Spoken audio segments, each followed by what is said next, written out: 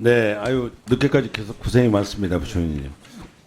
이번에는 저는 우리 국가의 그 국유지와 관련돼서 국민들의 삶을 위해서 국가가 적극적으로 역할을 해야 된다 이런 관점에서 좀 몇 가지 좀 말씀을 드리고자 합니다.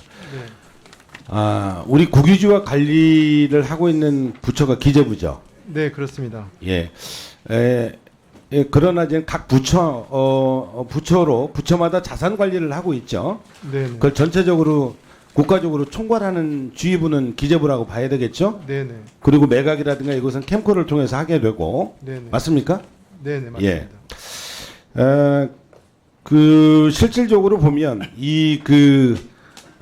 지방 정부에서 공익적 목적으로 쓸 때 중앙 정부한테 사용료를 면제되거나 아니면은 사용료를 일부 감면되도록 이렇게 되어 있습니다. 네. 특히 국유재산법에 따라서 국가의 해당 부지 가액의 2.5%만큼을 매년 납부하게 되는데 이건 재정 자립도가 약한 지방 소멸도시 지역일수록 아주 재정적인 부담이 커지게 되죠. 화면 한번 보시죠. 국유재산법 34조 사용료의 감면과 관련된 현황입니다. 면제할 수도 있고 또 공공용 비영리 공익형 그러니까 공익사업에 사용 허가를 할 수 있다. 감면을 할 수 있다. 그러나 시행령 32조에 보면 반드시 면제를 받으려면 그에 해당 부지에 대한 취득계획을 제출해야 된다. 그리고 그렇게 하더라도 최대 1년밖에 면제가 안 된다. 취득계획을 세우라고 했어요. 결국 사실상 그 땅을 사지 않으면 무상 사용도 하지 말라는 거랑 똑같은 거죠. 그래서 저는 전국에 있는 지방 소멸도시나 어느 도시가 됐든 간에 국가가 갖고 있는 국유지를 국민의 생명, 그 다음에 문화, 건강, 삶과 관련된 보통 보면은 학교 용지가 있겠고 그리고 체육시설이 있겠고 그리고 하천부지 옆에 보면 관광지가 만들어지면 공원이라든가 쉼터를 만들 때 그 부지를 점유하게 되는데 예를 들면 그런 것은 해당 농어촌공사에서 임대료를 해당 지방정부가 돈을 내가지고 쓰게 되더라고요. 이러한 결국 국가적 관리 차원에서 국유재산을 갖고 무상임대, 공익적 목적이라고 하면 무상임대로 국민의 삶을 위해서 국민의 건강을 위해서 더 적극적인 역할을 해야 된다라고 저는 생각이 듭니다. 그런데 그렇지 않은 경우가 있어요. 한 가지 사례를 보겠습니다. 충남 계룡이에요.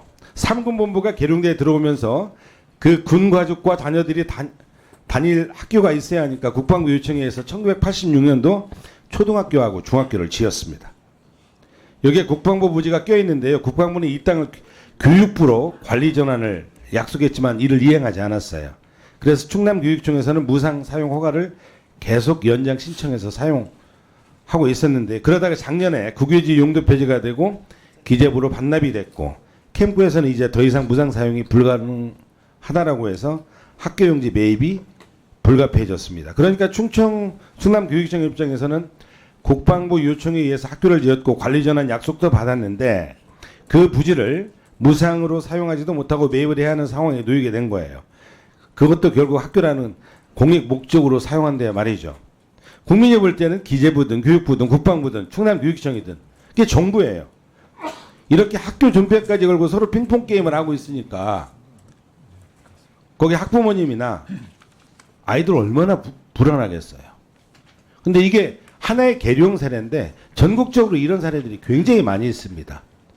결국 국가의 국유지와 관련된 이 자산 관리에 대해서 적극적으로 학교가 됐든 학교용지가 됐든 부처끼리 핑퐁 게임이 아니라 거기에 대응하는 학부모나 아이들은 얼마나 불안하겠어요. 선생님도 그렇고요. 과거에는 국유재산법 개정안이 발의가 됐었습니다마는 잘 안 됐죠. 이 22대 와서 국가의 역할, 정부의 역할 이런 차원에서 국유재산관리법과 관련해서 우리 기재부가 적극적으로 국민의 삶을 위해서, 국민의 건강을 위해서 아이들의 학교 시설과 관련돼서 서로 부처끼리 서로 의견을 주고받고 하면서 현장에 있는 시민들과 아이들과 혼란이 있는 게 아니라 국가가 책임 있는 역할을 저는 해야 된다고 봐집니다. 어떻게 보십니까?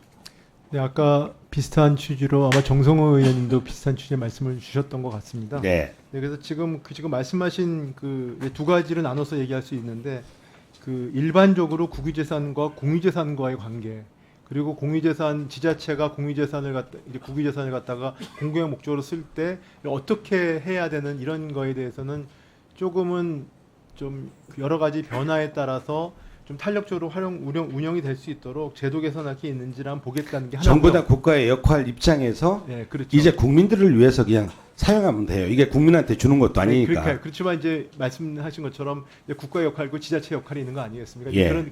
그렇지만 조금 더 저희가 그 신축적으로 할 수 있는 부분들에 대해서 보겠다는 게 제도 개선이 필요한지 보겠다는 게 하나고 두 번째는 아까 말씀하신 사례의 경우에는 그 저희가 좀 더 그 구체적인 사례에 관련된 부분들은 저희가 좀 더 전향적으로 검토를 해보겠습니다. 예.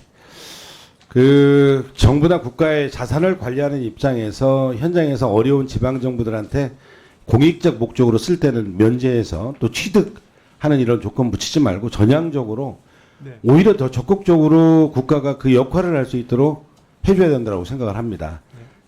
대책을 마련해 주시기 바랍니다. 시간이 많지 않아서 이번에 우리 관세청장님, 예. 뭐 여러 가지 지적이 나왔습니다만은 7월 업무보고 때 제가 통관 인력 부족 문제 질의하고 계셨는데 알고 계시죠? 예. 그 22년도 10월에 마약과의 전쟁 선포했어요. 예. 정말 굉장히 중요한 문제인데 저한테 준 자료를 보니까 실제 장비부터 한번 보시죠. 25년도 예산에 반영되어 있는 추가 수량인데 실제 규모와 필요한 규모와 차이가 굉장히 큽니다. 예. 볼 수 있죠. 그런데 진짜 심각한 것은 인력이에요. 그 다음 페이지 한번 보시죠.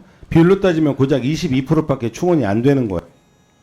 총 375명 가운데서 83명밖에 충원이 안 되는 거죠.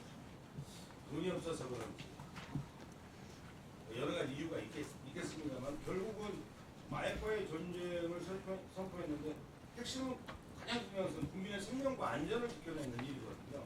예. 그렇죠? 예. 인력 충원을 어떻게 할까요? 예. 의원님 관심과 지적에 대해서 너무 감사드리고요. 하여튼 행안부 기재부랑 지속적으로 협의를 해서 인력 장비 확충을 지속적으로 노력하겠습니다. 감사드립니다. 네, 국민의 생명과 안전을 지키는 것이 가장 중요합니다.